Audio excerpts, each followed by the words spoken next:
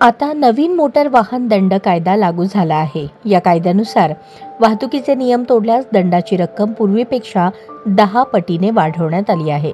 याशिवाय तुरुंगवास आणि सामुदायिक सेवा यासारख्या कठोर शिक्षांची तरतूद देखील करण्यात आली आहे. दुचाकी चालवताना हेल्मेट न वापरल्यास आता 1,000 रुपये दंड आकारला जाईल. यापूर्वी हा दंड फक्त 100 रुपये होता. यासोबतच 3 महिन्यांकरता ड्रायव्हिंग लायसन्स रद्द केले जाईल. दुचाकीवर 2 पेक्षा जास्त प्रवासी आढळल्यास 1,000 रुपये दंड भरावा लागेल. सीट बेल्ट न वापरता गाडी चालवताना पकडल्यास 1,000 रुपये दंड आकारला जाईल. यापूर्वी हा दंड फक्त 100 रुपये होता.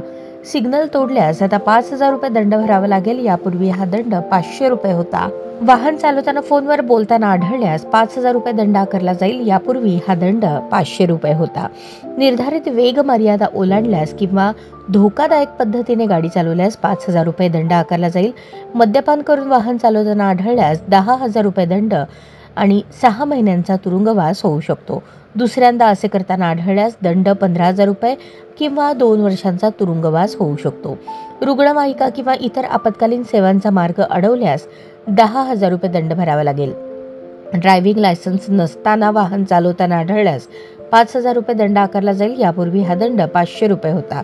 विमा नसताना वाहन चालवलेले आढळल्यास 2,000 रुपये दंड किंवा 3 महिन्यांचा तुरुंगवास होऊ शकतो.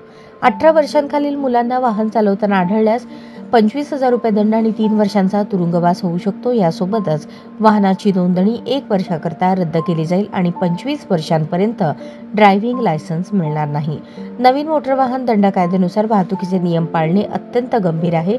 नियम तोडल्यास दंडाची रक्कम आणि शिक्षा लक्षणीयरित्या वाढवण्यात आली आहे. त्यामुळे प्रत्येक नागरिकाने वाहतुकीचे नियम काटेकोरपणे पाळणे आवश्यक आहे.